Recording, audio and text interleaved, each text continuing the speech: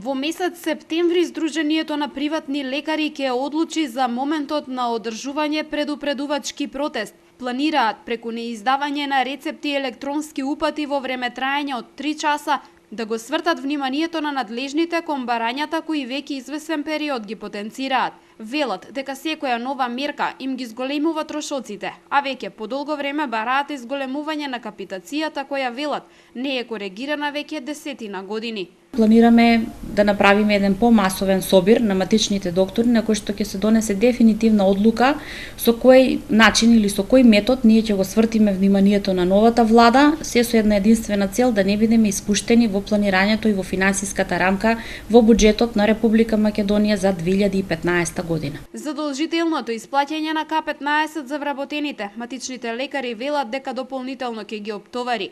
Сакаат, но не сите се во можност да им исплатат регрес на годишен одмор на своите вработени. Освен зголемување на цената на капитацијата, Сдруженијето бара фондот да исплати и партиципација за секој пациент. Имаме финансова импликација во однос на сумата која што ја прима матичниот доктор, како што е К15 да исплатиме, значи кај нас има, а во јавна администрација нема К15.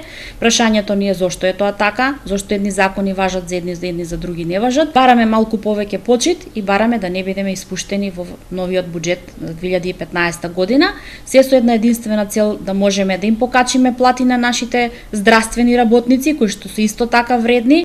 Пред повеќе од еден месец, токму во Велес, Фондот за здравство одржа средба со матичните лекари на која не беше отворено прашањето за зголемување на капитацијата.